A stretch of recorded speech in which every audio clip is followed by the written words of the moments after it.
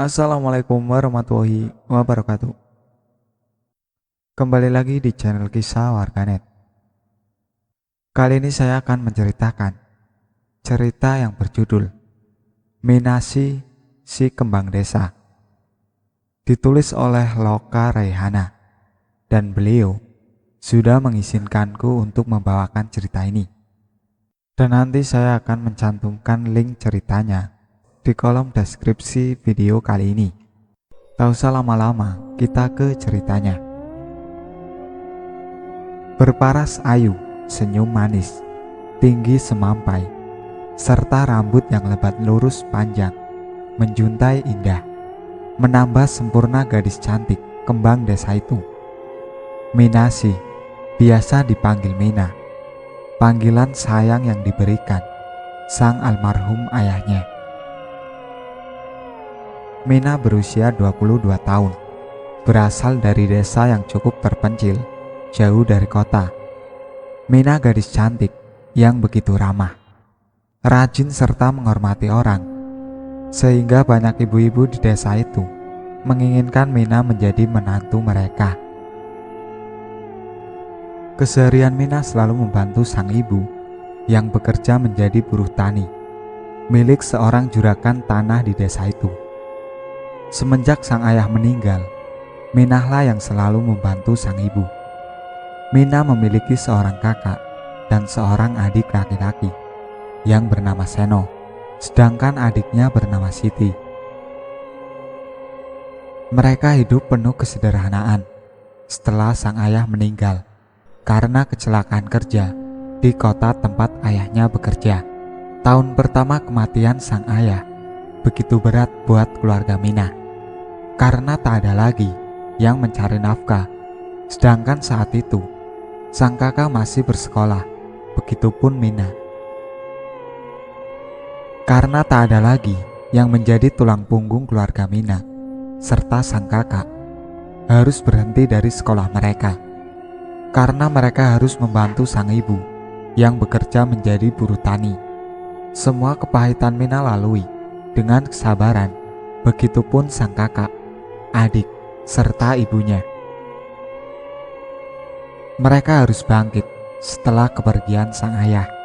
Ibu capek ya, maaf ya, hari ini Mina tak ikut ibu ke ladang karena Siti sakit, jadi Mina merawatnya, ucap Mina ke sang ibu yang baru saja pulang dari ladang dengan keadaan yang cukup lelah.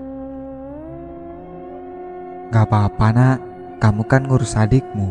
Kalau kamu ikut, si dedek siapa yang ngurus? Ucap sang ibu. Mina sedih melihat keadaan sang ibu di usia tuanya. Ia harus bekerja banting tulang agar kebutuhan sehari-hari dapat terpenuhi. Sedangkan sang kakak Mina, Seno, ia beberapa minggu yang lalu ikut sang paman dari pihak ayahnya, bekerja di tempat sang ayah di kota. Kini di rumah yang sudah lapuk dan tua itu, Mina tinggal bersama sang ibu dan adiknya. Kadang terpikir di hati Mina, apa ia harus ikut merantau sang kakak ke kota agar bisa membantu memenuhi kebutuhan sehari-hari mereka, biar bisa cepat merenovasi rumahnya. Dikala hujan, rumah itu mengalami bocor di mana-mana. Bahkan tak jarang rasa khawatir menghantui Mina bila ada hujan bersamaan dengan angin. Ia takut rumahnya roboh. Tapi semua keinginan itu hanya tinggal keinginan. Ia berpikir kalau ia ikut sang kakak merantau, yang akan mengurusi adik serta ibunya siapa.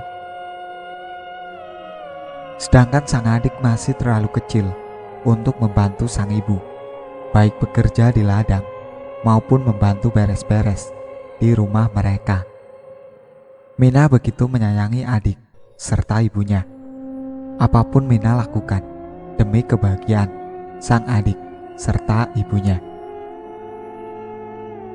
Mina kembang desa yang memiliki hati tulus, ramah, berbakti kepada ibu, serta pekerjaan keras. Di usia yang terbilang muda, Mina sudah menjadi gadis dewasa.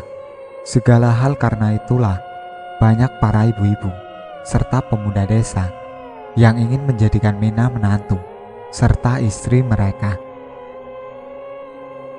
Pribadinya yang cukup agamis semakin menambah indah kecantikan Mina. Suatu ketika, seorang pemuda desa itu mengunjungi rumah Mina, berniat untuk bersilaturahmi kepada ibu serta adik Mina, dan berniat ingin melamar Mina. "Assalamualaikum," ucap sang pemuda itu. "Waalaikumsalam," jawab lembut Mina. Kang Rohim, maaf Kang, tumben datang kemari, ada apa ya Kang?" ucap Mina sambil mengizinkan Rohim masuk karena ia sangat menjaga dirinya. Neng Mina, ibu ada Neng, Akang mau silaturahmi," ucap Rohim. "Oh, ada Kang, mari masuk. Silahkan duduk. Maaf, kami tak punya kursi. Tunggu sebentar ya, Mina panggilkan ibu dulu." "Oh iya, maaf Kang Rohim, mau minum apa?" tanya Mina. "Gak usah repot-repot Mina, air putih saja." "Gak repot kok, ya udah tunggu ya." Sebelum membuatkan minuman, Mina menemui sang ibu yang berada di belakang rumah. "Bu, ada tamu yang mau ketemu ibu," ucap Mina dengan nada lembut ke sang ibu. "Siapa Neng tamunya?" ucap sang ibu. "Oh, itu Kang Rohim Bu." "Rohim anaknya Pak Camat. Ada apa ya, tumben sekali?" "Ya udah tuh Bu, temuin aja. Gak enak kelamaan, dia nunggu ibu," ucap Mina. Ibu Mina pun membersihkan diri, mencuci tangan serta kakinya, lalu menemui Rohim. Nak Rohim, maaf nunggu lama." "Enggak kok Bu, maaf saya ganggu waktunya nih." "Enggak Nak, lagi santai." Mina datang membawa minuman untuk Rohim dan ibunya. "Silahkan diminum." Setelah berbincang-bincang dengan ibu Mina, Kang Rohim mengutarakan maksud tujuan utama dia datang ke rumah Mina, ialah untuk meminang Mina menjadi istrinya. Alangkah terkejutnya Mina serta sang ibu karena yang mereka ketahui, Rohim sudah menikah di usia muda. "Maaf Nak Rohim, apa kami tidak salah? Dirimu mau meminang Mina menjadi istri ketiga ya?" "Iya Bu, saya ingin meminang Mina menjadi istri ketiga saya karena dua istri saya saat ini sedang mengalami sakit yang cukup parah," ucap Rohim. "Lalu kenapa kau malah menikah lagi? Bukan seharusnya kau merawat dan mengurus mereka?" ucap sang ibu. "Aku sudah lelah merawat mereka berdua Bu." "Maaf Kang Rohim, Mina belum mau menikah karena Mina harus mengurusi ibu dan adik Mina," ucap Mina. "Aku bisa membiayai kehidupan kalian. Bahkan aku rela menceraikan kedua istriku agar kau bisa jadi istri satu-satunya untuk aku," ucap Rohim. "Tidak Mas, jangan. Aku benar-benar belum siap menikah," ucap Mina sambil beranjak dari duduknya. "Aku dari dulu begitu mencintaimu Mina.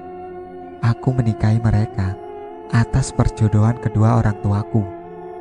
Mina, tolong terima lamaranku," ucap Rohim sedikit memohon. "Sekali lagi, maaf Kang, Mina gak bisa." "Baiklah kalau begitu, aku pamit pulang. Tapi ingat, sampai kau mati pun, kau akan sengsara. Dengarkan ucapanku ini baik-baik," ucap Kang Rohim dengan amarah. Ia benci penolakan. "Bu, Mina takut," ucap Mina sambil memeluk sang ibu. "Tenang Mina, insya Allah Gak apa-apa kita memohon perlindungan Allah. Iya Bu, singkat cerita, setelah beberapa hari kedatangan Rohim ke rumah Mina untuk melamar dirinya, kejanggalan mulai terjadi. Berbagai gangguan medis, non-medis pun terjadi. Ibu Mina memahami hal itu, sehingga ia mendatangi seorang ustadz di desa tersebut. Assalamualaikum Pak Ustadz. Waalaikumsalam. Bu Mina, mari masuk silakan, ucap istri Pak Ustadz. Mau minum apa Bu?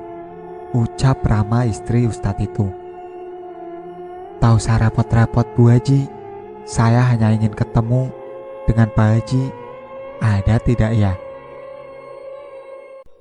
Oh ada, baru selesai sholat duha. Sebentar ya saya panggilkan. Istri Ustadz itu pun memanggil Pak Ustadz. Bu Mina, ada apa? Ucap Pak Ustadz itu.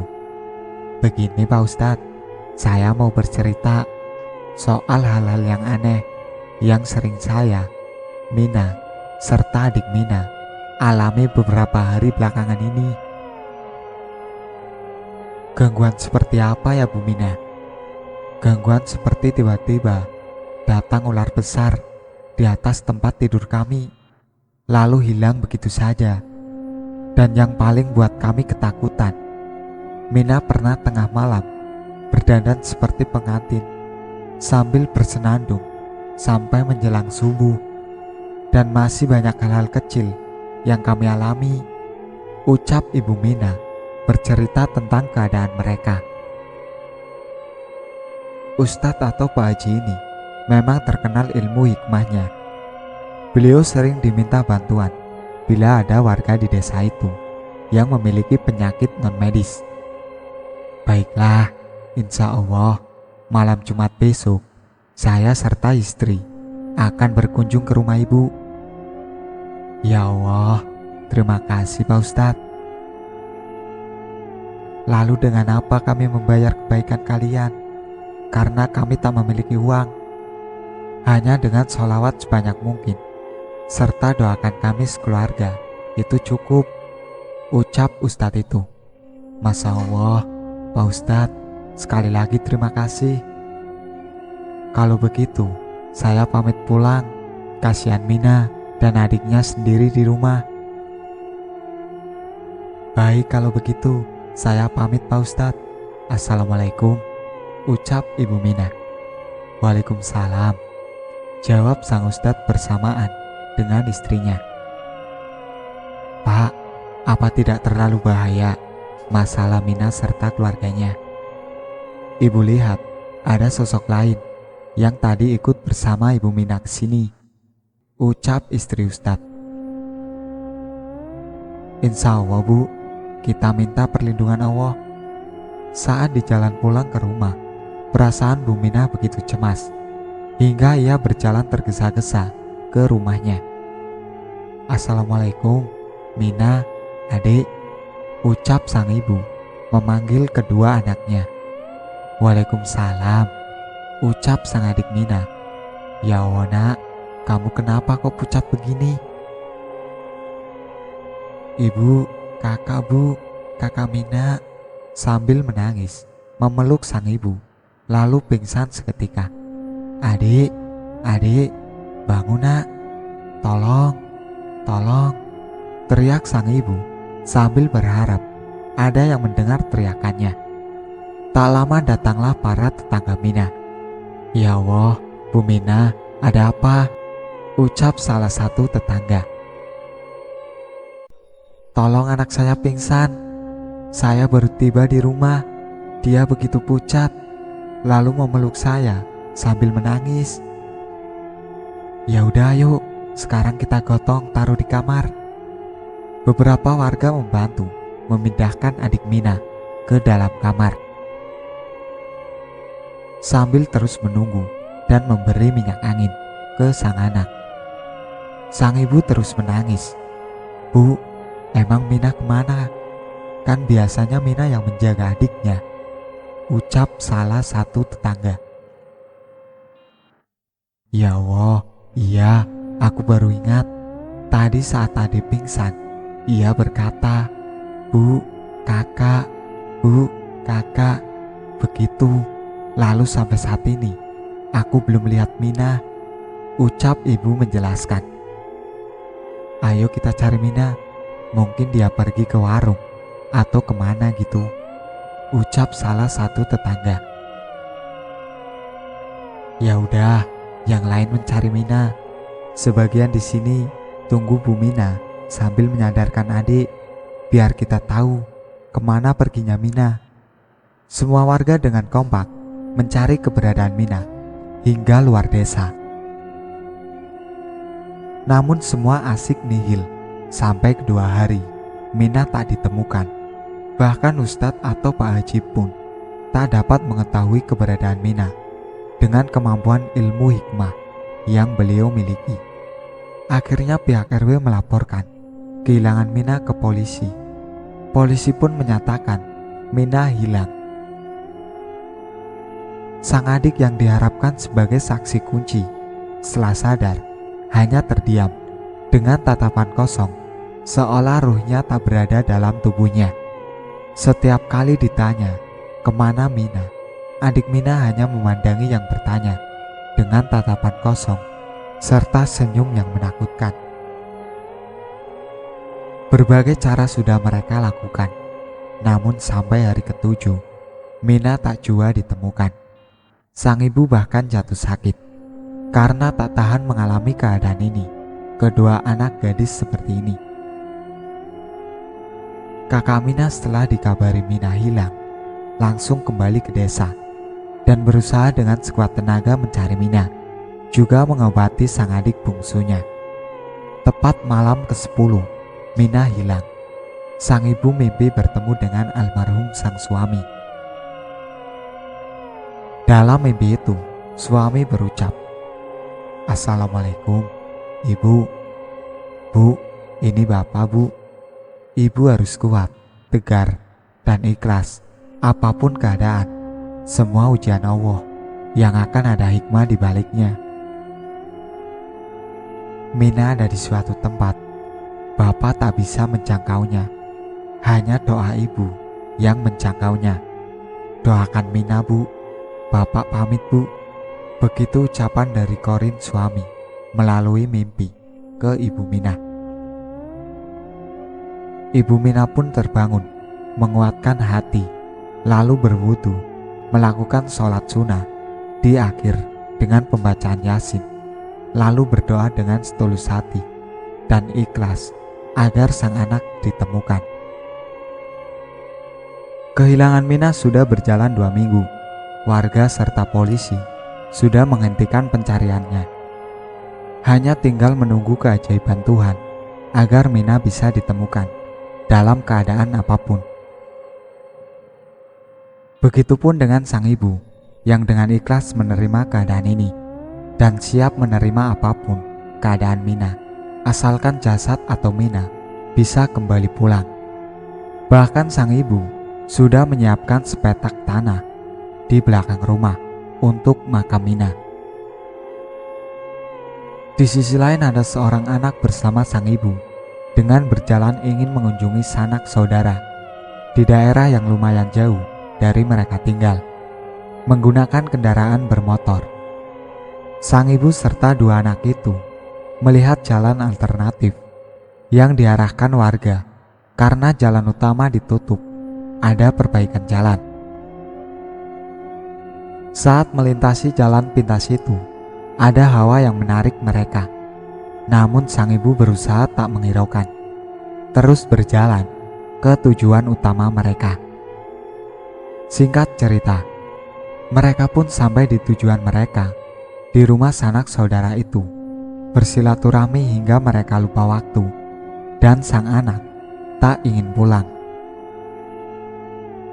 Sang ibu memutuskan sang anak menginap di tempat saudara mereka, sedangkan sang ibu harus pulang petang itu, juga karena esok hari ada kewajiban yang harus sang ibu kerjakan. Setelah berpamitan kepada anak dan saudara, sang ibu pun bergegas untuk pulang. Saat ingin melintas jalan pintas, tiba-tiba berdirilah sosok wanita yang berpakaian kebaya serta rok dengan rambut panjang terurai tepat di tengah jalan. Karena keadaan yang gelap, sang ibu pun terkejut dan dia terjatuh dari motornya. Ya Allah Mbak, kalau mau bunuh diri, jangan di sini nih, di sungai sebelah sono, kayak dalam banget. Lagian ngapain sih nongol kagak jelas begitu, nyelakain orang aja, ucap ibu itu sambil ngomel dan membangunkan motornya. Sadar, gadis kagak punya akhlak. Emak-emak jatuh bukan dibangunin, bejeger bayi di situ. Ya Allah, singkong gue ngelinding, ucap sang ibu sambil mengambil singkong rebus kesayangannya yang terjatuh bersama tempat wadahnya. Sosok itu hanya berdiri sambil melihat sang ibu dengan senyum manis menertawakan tingkah sang ibu itu. Ya udah tuh Neng, minggir, saya mau pulang. Lagian ngapain anak gadis berjengger di pinggir jalan, bahaya, ucap sang ibu ke sosok itu. Bu, tolong saya mau pulang. Oh, ayo pulang kemana? Pulang ke sana, sambil menunjuk ke sebuah bangunan tua yang terlihat sudah tua. Lah, pulang deket, tinggal pulang. Ibu ayo mampir ke sana. Sosok itu sambil menuntun sang ibu. Saat tangan dingin serta pucat gadis itu, barulah ibu itu menyadari suatu hal, kalau sosok ini bukanlah bangsanya atau Korin seorang gadis.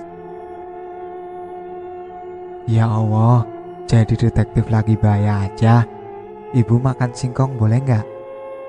Nanti aja Bu, di rumah saya ada minuman juga, biar nggak seret. Lah, Demit ngerti seret? Ya emang, Demit zaman now begitu, ucap ibu itu dalam hati. Tibalah mereka sampai di rumah tua itu. Namun saat pintu rumah itu dibuka, bukan tempat yang kumuh atau gelap, justru rumah yang begitu bagus dan tertata rapi. Ayo Bu, masuk. Bismillahirrahmanirrahim. Assalamualaikum. Waalaikumsalam. Sosok itu menjawab, gini Neng, saya gak mau basa-basi. Apa yang mau kamu sampaikan ke saya? Ada hal apa yang membuat belum lepas dari keadaanmu? Sosok itu meneteskan air mata. Pegang tangan saya Bu, biar ibu tahu seperti apa kejadiannya. Dalam keadaan seperti nonton TV, di rumah itu sang ibu melihat ada laki-laki dan gadis itu masuk rumah ini. Gadis itu seperti dalam keadaan tak sadarkan diri dengan menggunakan pakaian seperti yang dia gunakan saat bertemu dengan sang ibu itu. Lelaki itu meletakkan gadis itu di bangku yang berada di rumah ini. Mina, kita sudah jadi suami istri. Sekarang kau miliki selamanya sayang. Sambil mengusap wajah cantik gadis itu. Aku akan menjadimu abadi Mina, agar tak ada orang yang memisahkan kita. Pemuda itu melakukan hal yang tak pantas. Setelah selesai dengan hal itu, pemuda itu menggoreskan pergelangan tangan Mina dengan sebuah belati hingga menimbulkan luka cukup dalam serta darah segar yang mengalir. Karena rasa sakit itu, Mina tersadar dari pingsan. Ya Allah, apa yang kau lakukan padaku Kang? Sambil menangis dengan keadaan teriak di sebuah bangku. Ini caraku mencintaimu Mina, sama halnya dengan istri-istriku lainnya. Sambil mendekati wajah Mina, mengusapnya dengan belati. Tidak Kang, ini salah, aku mau pulang. Tidak istriku, kau sudah kunikahi dan kubayar dengan harga mahal.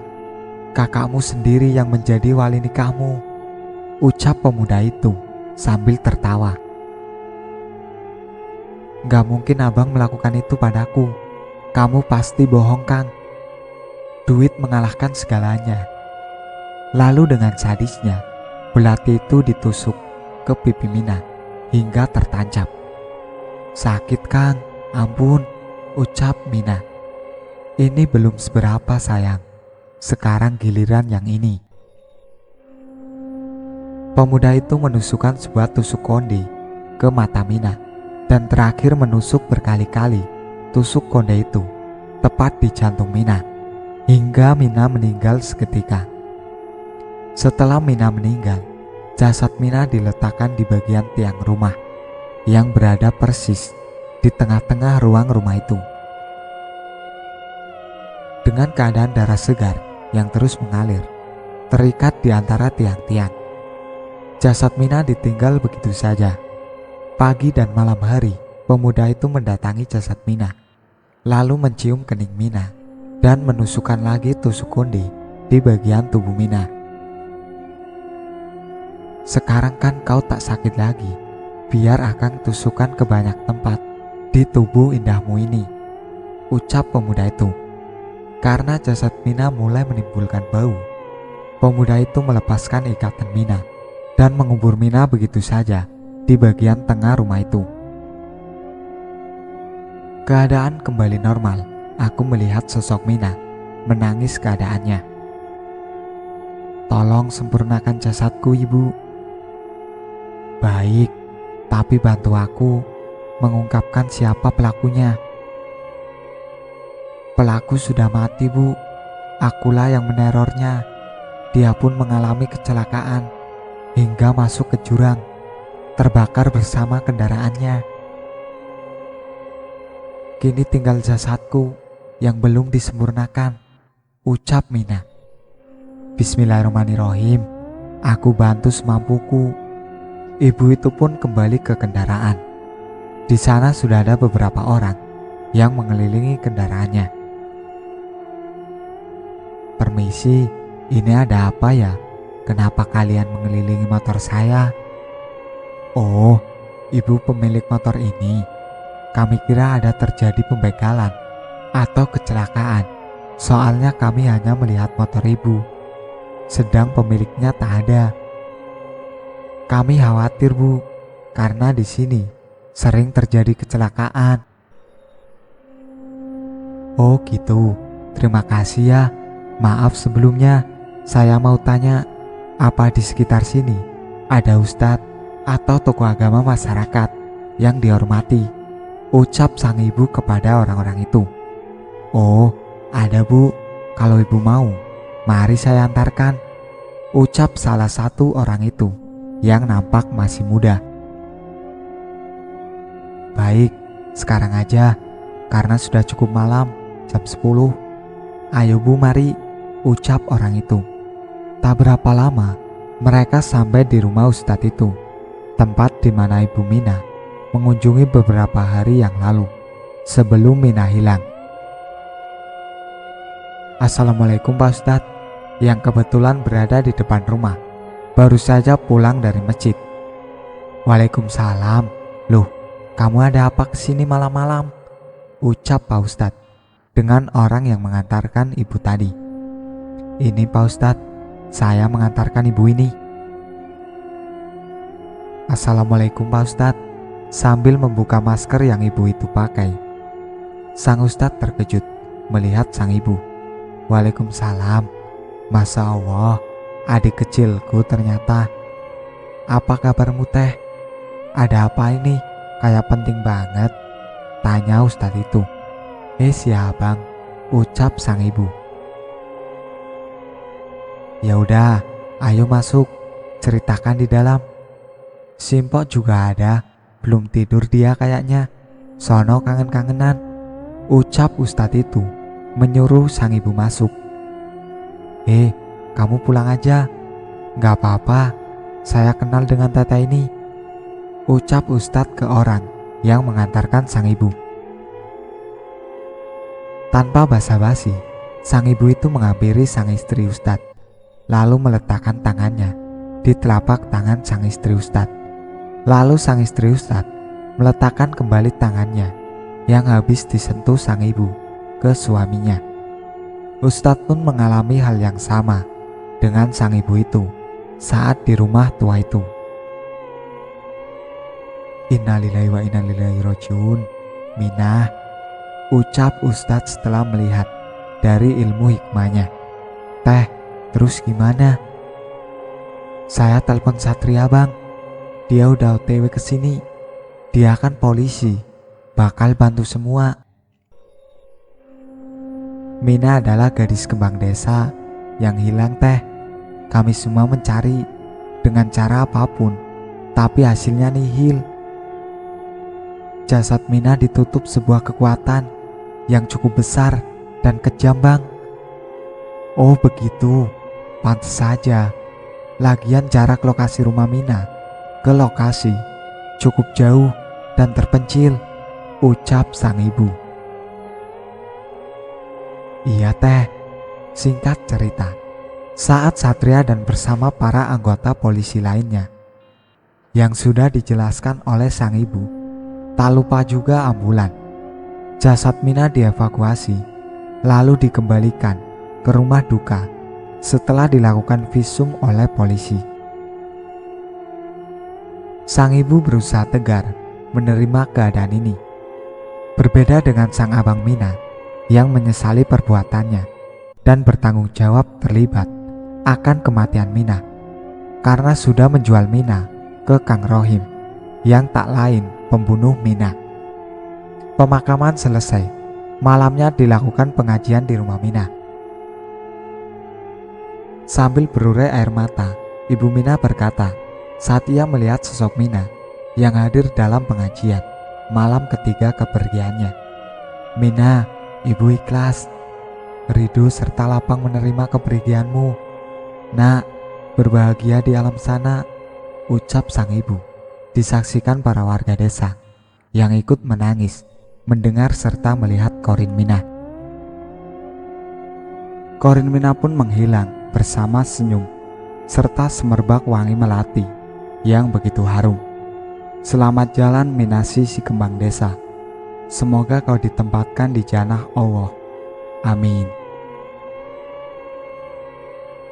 Itulah akhir cerita dari Minasi si kembang desa yang ditulis oleh Loka Raihana. Sekian dari saya. Wassalamualaikum warahmatullahi wabarakatuh. Jangan lupa like, komen, dan subscribe channel ini.